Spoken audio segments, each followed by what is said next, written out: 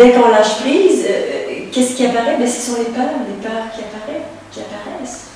Et si on n'est pas installé dans cet espace où on peut laisser les peurs nous traverser, eh bien, on est toujours à la merci des peurs et de tout ce qui passe à travers nous. Je dirais de changer de position intérieure. Quand on est vraiment comme dans la tête, on est dans la dualité, alors il y a l'ombre et la lumière. Dans un vécu dans l'unité, la lumière est derrière et elle accueille l'ombre. Alors, tu vois, pour être conscient qu'il y a, par exemple, une énergie de peur qui te traverse en ce moment, il y a bien une conscience qui la voit. Et cette conscience, elle est derrière. Elle est derrière tout. Cette conscience, elle est même infinie. Et cette conscience, comme elle est infinie, elle est plus grande que toutes les peurs qui, elles, sont finies. Est-ce que tu peux t'agrandir assez pour l'embrasser? Et si ta peur fait 1 kilomètre, comme tu es infini, tu fais 1 km,1 et tu l'enveloppes. Et si elle fait 10 km, tu en fais 11. Tu vois? Si elle fait 1 milliard, tu fais 1 milliard,1. Tu es infini. Tu peux t'agrandir tant que tu veux. Ce qui veut dire que tu es toujours plus grand que toute chose. Alors, je t'invite à, vraiment comme dans un geste de reconnaissance que tu es illimité et tu peux embrasser ta peur. Prends-la dans tes bras. Tu peux la chérir. Et dans cet espace où on est plus grand que tout, on n'est plus dans le mental qui a peur de la peur. Parce que si j'ai peur de la peur, je ne peux pas m'en occuper. Il y a comme une espèce de confrontation de peur et ça ne fait que grandir. Et ce qu'on a besoin d'apprendre à faire, c'est de sortir de ce mécanisme de dualité qui est la spécialité du mental. Ça fonctionne comme ça parce que le mental, c'est quelque chose. Et tous les quelque chose ont une structure duelle.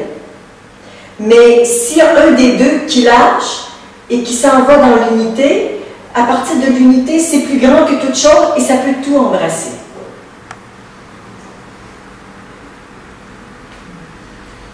Qu'est-ce que ça te fait quand tu entends ça? Moins d'inconfort. Moins d'inconfort. OK.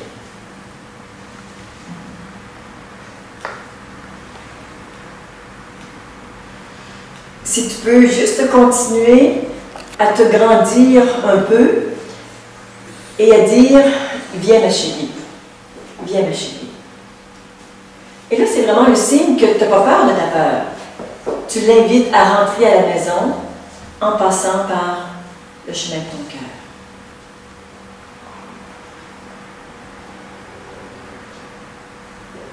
On croit souvent que les êtres humains, un de nos graves problèmes, ce sont nos peurs.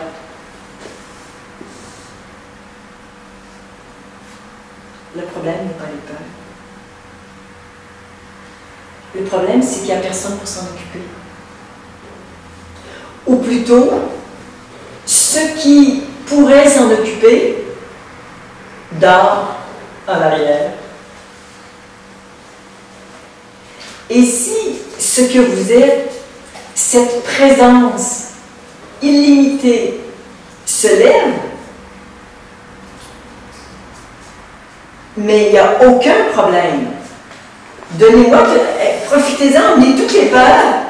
J'ai aucunement peur des peurs. Je suis plus grande que tout. Je peux prendre des peurs, mais il n'y a aucun... Et vous pouvez tous faire la même chose que moi. J'ai rien de particulier. Tu vois?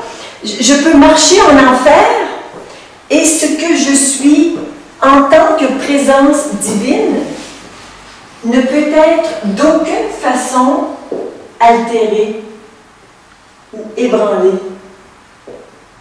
Ce que je suis est un espace lumineux, vide, qui accueille tout en son sein. Votre seul problème, c'est d'avoir oublié qui vous êtes. Quand ça s'est revenu, on peut accueillir ce qui se présente à nous. La vie peut circuler en nous avec des moments parfois plus agréables et parfois moins.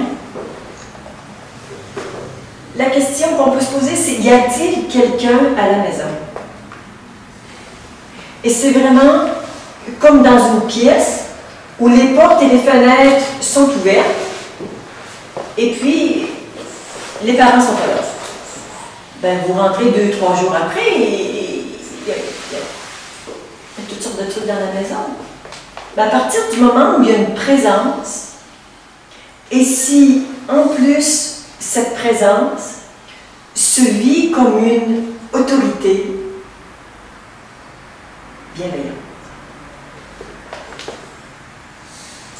Quand cette présence se redresse et qu'elle se vit comme une autorité bienveillante, quelque chose se transforme. Si je l'ai dit 2 fois, c'est pas parce que je radote, parce que c'est important. On va l'essayer. Vous voulez bien prendre soin de vous asseoir bien droit, les 2 pieds au sol. Je vous invite à ressentir comme un mât dans votre dos qui part de votre sacrum et qui monte jusqu'au haut de votre tête. Avec votre conscience, vous balayez cet espace droit qui longe le centre de votre tête et qui descend le long de votre colonne et qui descend jusqu'au sacrum. Ouais, il y a quelqu'un qui commence à bailler, c'est bien, et là on commence à libérer des trucs. Parce que on se place dans cette verticalité. Et vous voyez là maintenant que vous vous redressez et cette espèce de verticalité que vous commencez à ressentir, elle descend profondément jusqu'au centre de la Terre. C'est plus énergétique, hein?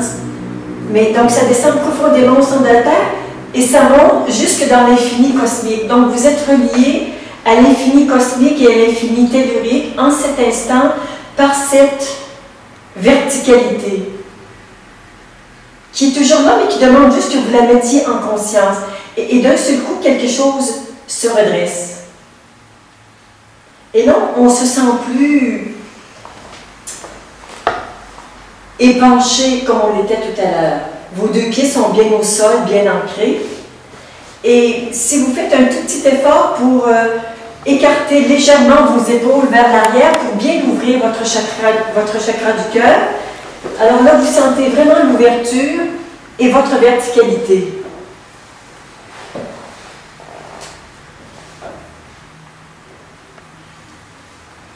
Est-ce que quelqu'un sent qu'il n'y a pas de différence physique et énergétique en vous depuis que vous vous êtes redressé? Donc, une différence pour tout le monde? OK. Je n'ai pas compris en fait ta question. Oui, je dis, est-ce que tout le monde sent que depuis que vous vous êtes redressé et ouvert, qu'il se passe quelque chose de différent à l'intérieur? Tu sens qu'il se passe quelque chose de différent pour toi? Mais moi, au moment où tu as posé la question de ce qu'on ressentait là, tout à l'heure, en fait, je ressentais une très grande paix qui est plutôt un peu partie. OK. Elle est partie, ta paix? Oui. Un peu. Un peu. Et là maintenant, qu'est-ce qu'il y aurait à la place de la paix? Ben, c'est plus agité. C'est plus agité. On a parlé de peur et voilà, ça... Ouais, ah oui, quand on commence à parler des peurs, ça commence à... Ouh! Ouais. OK. Donc ça a du mal à... Ouais. OK. Alors, c'est pas très grave parce que quand on appelle les peurs et quand on est dans cette position d'ouverture, on est prêt pour les accueillir. Alors, l'idée, c'est qu'elles peuvent rester tapies au fond de soi pendant des années, mais elles vont toujours agir à travers nous. Mais est-ce qu'on peut les appeler et les libérer? Venez, mes chéris, venez, mes chéris. Il y a quelqu'un à la maison. Il y a une présence divine qui peut les accueillir. Il y a une présence qui n'a pas peur des peurs. Oui? Et comment ça se passe quand ça se passe la nuit?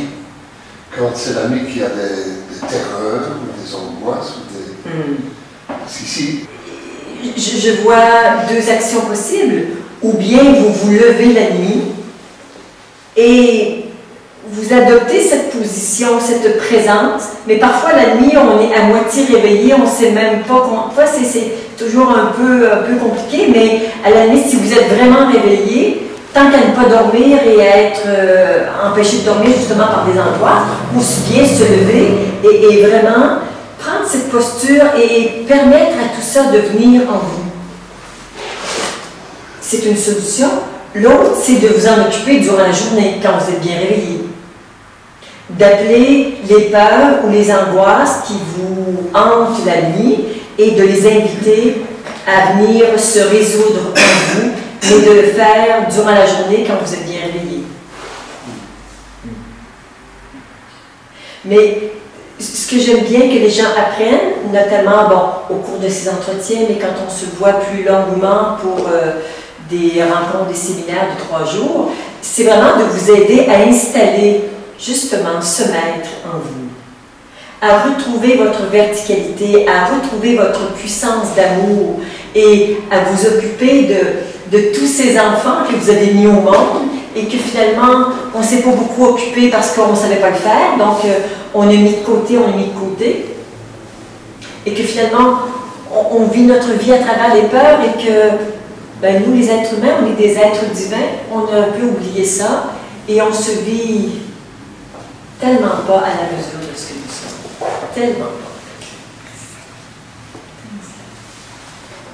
Et s'il est une chose qui me remplit le cœur, c'est de voir des êtres humains retrouver d'abord la vérité de qui ils sont et retrouver toute leur puissance, de retrouver leur joie de vivre et leur joie d'être. Et après, chacun vit sa vie comme il l'entend, mais il y a comme quelques conditions de base qui sont nécessaires pour chacun de nous, qui est de se retrouver. Et de vivre plus dans la paix que dans la peur. Ça revient au schéma que je donnais tout à l'heure. À ne pas les vouloir, on est en confrontation, on est en conflit, et ça ne fait que nourrir les peurs. Ce qu'on a besoin, c'est de changer, je dirais, de cette posture à une posture dans l'unité, oui, et de s'agrandir et d'embrasser et de dire oui. C'est une énergie de non, de confrontation, pour passer à une énergie de oui, oui je le veux, et vraiment de chérir et de bénir et d'embrasser ce qui nous traverse. Et c'est vrai qu'une énergie de peur qui nous traverse, c'est moins chouette que la paix. On est assez d'accord. Moi aussi, c'est comme toi. Mais ça n'empêche que s'il y a une peur, une colère, un sentiment d'impuissance ou de culpabilité, la seule chose que je peux reconnaître, c'est que c'est là, c'est pas négociable, c'est là. Donc, quelle est la bonne attitude à adopter maintenant que c'est là? C'est de lui ouvrir les bras. Imaginez-vous juste un instant, que vous êtes une peur. Et prenez votre plus grande peur, ça peut être la peur de mourir, ça peut être la peur du rejet, la peur de l'abandon, la peur de la trahison, la peur de la séparation, la peur de... Enfin, il y a peur et peur, mais il y a des peurs qui sont saines. C'est-à-dire? Moi, j'ai une affaire vendredi, j'ai intérêt à avoir peur pour la préparer et avoir un dossier en ordre quand j'irai au tribunal. Est-ce que à la place, si vous étiez simplement prudent et conscient, vigilant, c'est un beau mot, vigilant, j'aime ça beaucoup. Est-ce que votre vigilance ne pourrait pas remplacer vos peurs?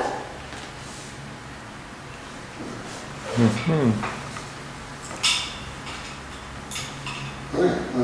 Ah. Oui. Oui, oui. Oui. Si, par exemple, j'ai traité des affaires et que je me suis fait avoir par quelqu'un et j'ai eu le sentiment d'être trahi ou d'être trompé. Alors, pendant des années, Je regarde, je veux faire des affaires avec quelqu'un, est-ce que, oh, elle, non, elle va me le faire, elle, non, c'est bon. Alors, tu vois, on évalue toujours les gens en fonction des blessures et des peurs. Et un jour, on se libère des peurs. Mais là, j'ai plus ma peur d'être trompée ou d'être trahie comme garde-fou. Il me faut autre chose. Il faut de la conscience. J'aime beaucoup le mot vigilance. Vigilance, ça veut dire, je vais vraiment regarder, ressentir, poser des questions. C'est vrai qu'il y a des personnes qui sont honnêtes, puis c'est vrai qu'il y en a qui ne le sont pas. Je ne suis pas obligée de faire des affaires avec des personnes qui ne sont pas honnêtes. Donc, je vais choisir des personnes qui sont honnêtes et avec lesquelles j'ai de l'affinité. Et ça demande de la vigilance. Mais je n'ai pas besoin des peurs pour vivre. Absolument pas. Absolument pas. Et c'est tellement libérateur. Sinon, ces peurs, ils nous reviennent en plein visage à des moments qui sont tout à fait inappropriés. Il n'y a pas de danger. Mais la peur dit, ouh, tout à coup que... Et ça nous empêche de... Alors, toi, j'ai envie de démarrer une entreprise, j'ai envie d'aller parler à quelqu'un, j'ai envie de déménager, mais avec toutes mes peurs, tu vois, je veux aller là, mais je suis toujours en train de changer de chemin, et ouh, là, il y a notre peur, puis... Oui, mais moi, là, c'est là que je veux aller. Ça c'est ma direction. Mais il y a quelque chose à l'intérieur de soi qui n'est pas content que j'aille là, alors que je vais aller là. Et on se demande pourquoi on est morose quand on se lève le matin. On se demande pourquoi est-ce qu'on n'a pas le sentiment d'être épanoui et d'être accompli. Mais tout ce qu'on a envie de faire, qui est vraiment l'élan ou l'aspiration de notre âme, qui dit « Ah oui, ça c'est... Ah oui, ça me branche, ah oui, ça c'est bon. » Mais je ne le fais pas parce que mes peurs me détournent tout le temps de mon chemin. Mais c'est triste. C'est triste. Alors, si vous avez envie de vous libérer de vos peurs, vous avez un moyen pour le faire. Et vous avez la capacité de vivre autrement, avec votre vigilance. Et ça va vous demander maintenant d'oser. D'oser. Parce que, à force de ne pas faire ce qu'on aime et de faire toujours le contraire, on prend un pli. On prend une habitude, on appelle ça un conditionnement. Donc, je suis conditionnée à chaque fois que j'arrive pour lancer mon entreprise ou pour faire quelque chose, tu vois, je suis habituée que, ouh, je m'en vais là. Mais il va falloir que, maintenant, j'ose le faire. Entier. Je marche sur un terrain nouveau. Alors, on va pouvoir oser faire les choses. Pourquoi est-ce qu'on a envie de... Pourquoi est-ce qu'on va insister pour oser? Pourquoi est-ce que tu oserais faire des choses que tu n'as jamais faites?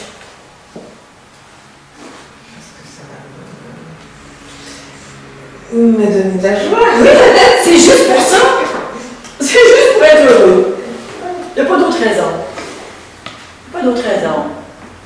C'est juste ce sentiment que j'ai le goût de faire quelque chose et je le fais. Et ça me remplit de joie, ça me remplit de bonheur. C'est tout. Il n'y a pas de meilleure raison que ça. C'est juste pour être heureux.